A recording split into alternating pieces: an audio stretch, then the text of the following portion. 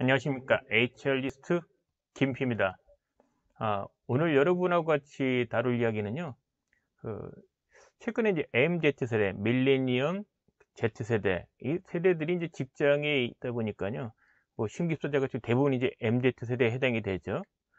MZ세대도 뭐, 나이로 치면은 80년대에서 95년, 95년부터 뭐 2000년, 이렇게 지금 세대가 나눠지는데, 사실 그 안에서도 뭐 젊은 사람도 있고, 그 다음에 이제 98년, 뭐 이런 2000년, 이런 연배도 이제 들어오고요. 그 전에 80년대 들어온 사람도 있고, 직급으로 치면은 뭐, 빠르면 과장, 그러니까 과장과 신입, MZ세대라 하더라도 이제 그렇게 연차가 있는데요. 하물며, 팀장이나 경영진 입장에서 보면은 상당히 새로운 세대죠. 문제는 이제 어렵사리 신규 입사자를 뽑았는데 대부분 이제 MZ 세대란 말입니다. 근데 이들이 그만둔단 말이에요. 대기업만 하더라도 한 1년 지나면 한 30%가 퇴직을 하고요. 그리고 업종에 따라 좀 차이점은 있겠지만은 하여간 MZ 세대를 해서 뽑아보니 퇴직하는 그 세대가 높다는 거죠, 확률이. 최근에 저 블로그에도 올려놨는데요.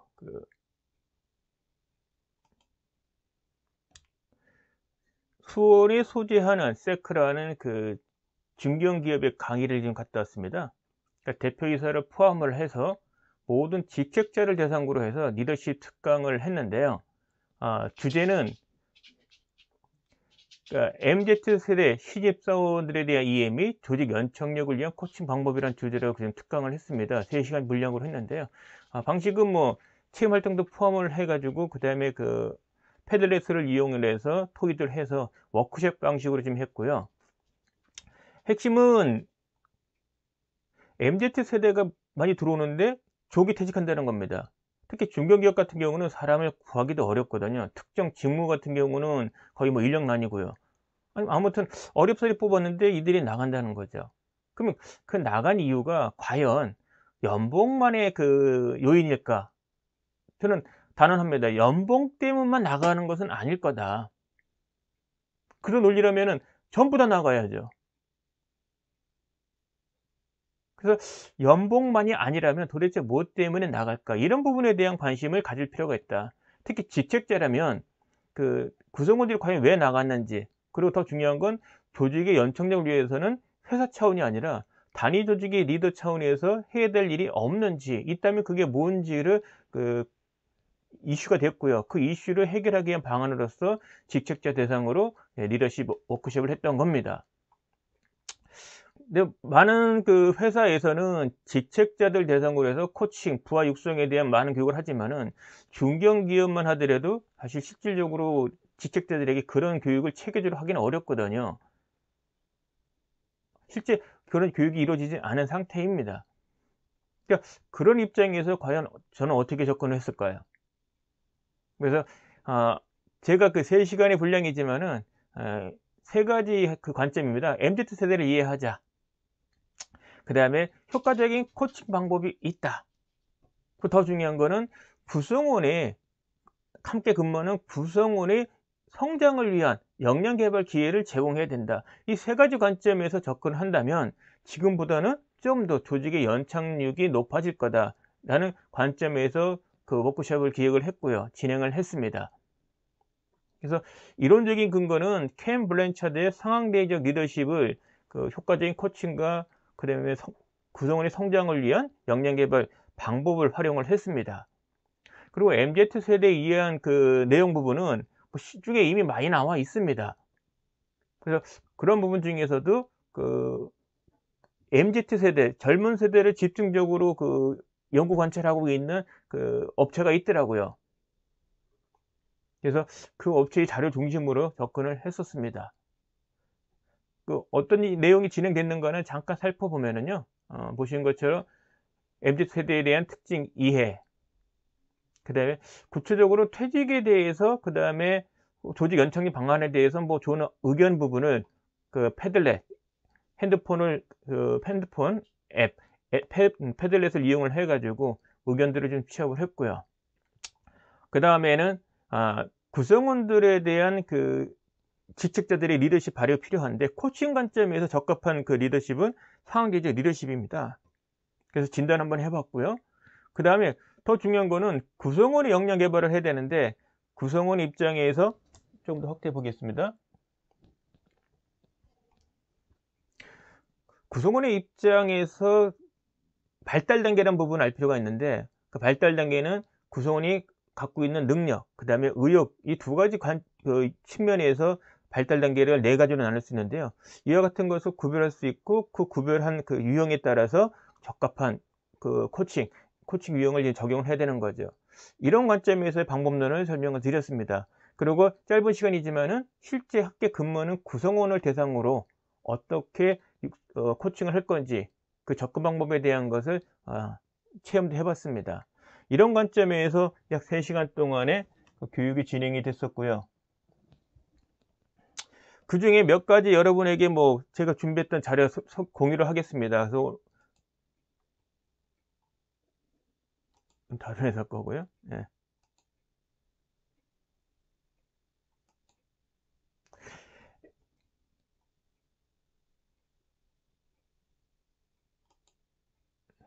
MZ세대 직장인의 특징이란 그 모듈로 해서 접근을 했었는데요. 잠깐 내용 살펴보겠습니다.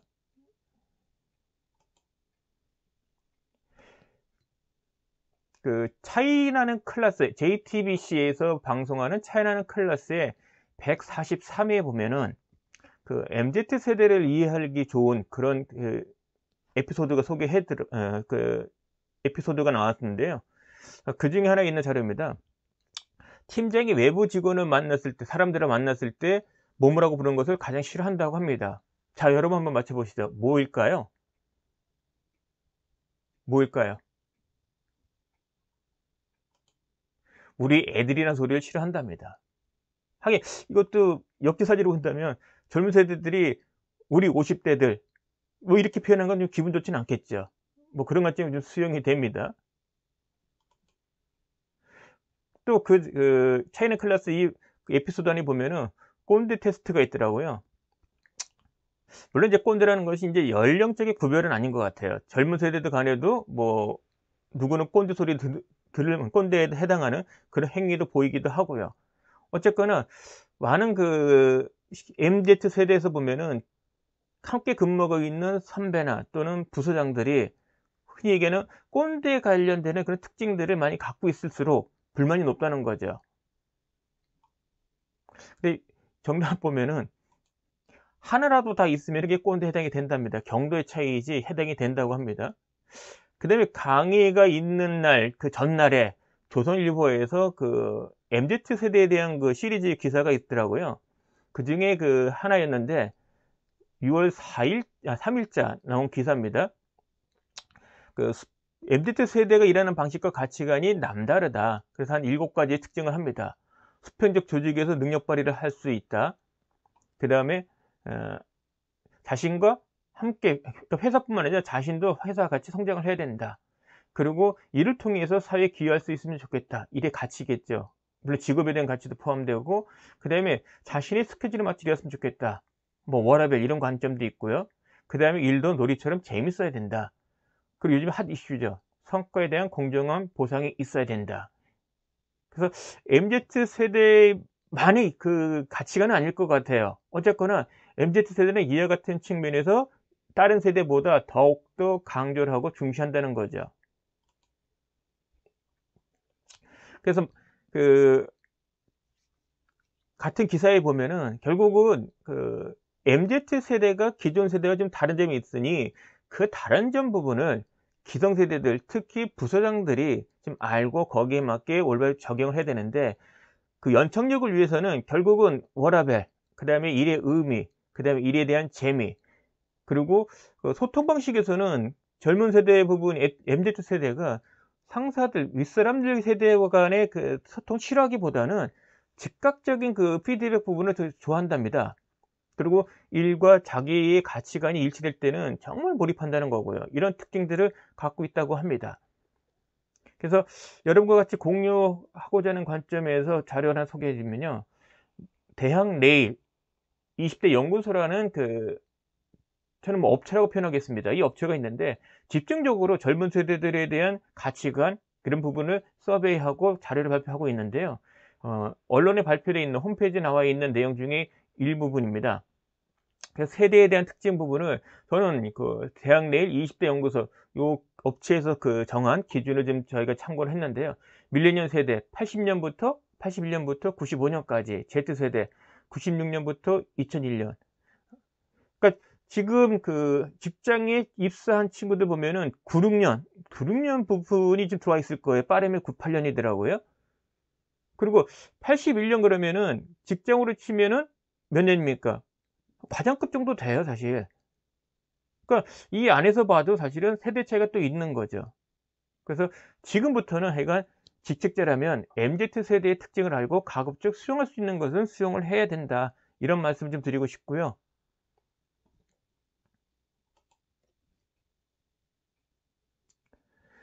그 같은 자료에 보면은 취업준비생 입장이 됐을 때와 직장인이 되고 났을 때의 입장이 좀 달라집니다. 근데 제가 이 고용 안정성 부분보다도 근무 지역이 어디냐에 따라서 사실은 또 달라지는 것 같아요. 그러니까 예를 들면 실질적인 근무하는 장소가 내가 면접봤던 그곳이냐 아니면 다른 곳이냐, 이 부분도 직장인 입장에서는 이제 의미 있는 것 같습니다. 그러니까 취준생일 때는 사실 요소가 약간 낮았는데 막상 근무해 보면은 출퇴근 시간 때문에 그럴 것 같아요. 어쨌거나. 근데 또 특이한 부분은 몇 년을 더 근무하고 싶습니까 보면은 3년 미만이 많다고 합니다. 그러니까 다른 세대하고보다 확실히 차이가 나죠. 그러니까 그런 이야기가 있답니다.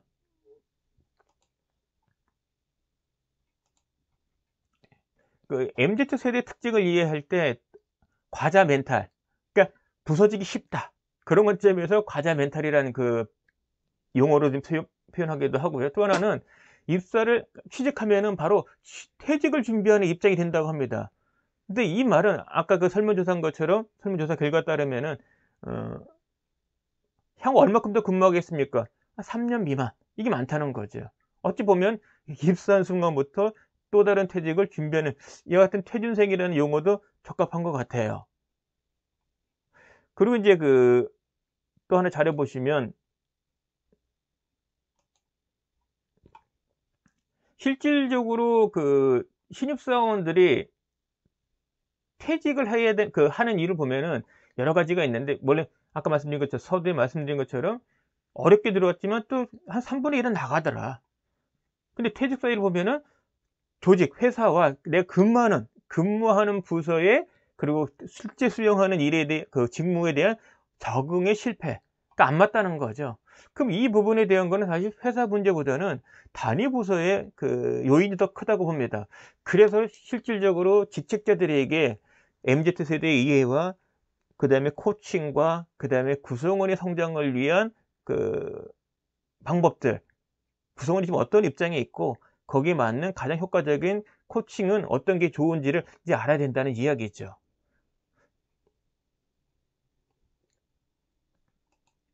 그래서 제가 접근했던 거는 MZ 세대 이직을 한다. 그럼 잘 보시면 연봉 부분도 있지만 이게 전부는 아니다. 나머지 보면은요, 결국은 단위 조직에 있어서 일을 할 때 발생하는 문제들이 더 많다. 그런 관점에서 리더들은 조금 더 구성원을 지금 이해하고 MZ 세대를 이해하고 발달 단계를 파악해서 부족한 부분에 대한 것을 개발시켜 줘야 된다. 즉 성장을 촉진해야 된다는 거죠. 그러려면 적합한 코칭 유형, 저는 뭐 리더십의 표현도 괜찮다고 봅니다. 적합한 리더십 유형을 발휘해야 된다. 이럴 때 참고되는 게 뭐냐? 캠 블랜차드의 상황대 리더십이라는 거고요. 뭐 그것에 대한 자세한 내용은 뭐 이번 시간에는 소개하진 않겠습니다. 오늘 여러분에게 소개한 동영상은 제가 최근에 자주 출강하고 있는 중견 업체 CEO를 포함한 직책자 대상으로 실시했던 리더십 특강에 대한 내용을 일부 소개했는데요. 비단 이 회사만의 문제는 아니라고 봅니다. 뭐 취업 난이기도 했지만 또 한편 회사 입장에 보면은 구인 난이에요. 어렵사리 뽑았는데 금방 그만둔다. 참 난처한 거죠. 그러면 어떻게 하면은 적응을 하고 그 한 사람의 그 역할을 제대로 수행할 수 있을까? 대부분 이제 1년 이내에 30%가 이제 퇴직을 한다는데 한 그 1년 고비만 넘기면은 퇴직률이 점점 낮아지겠지요. 그런 관점에서 제가 그 강의했던 내용을 여러분과 좀 공유를 했습니다. 자, 이상으로 오늘 동영상 여기서 마치겠습니다. 여러분에게 유익한 시간이 되었으면 좋겠습니다.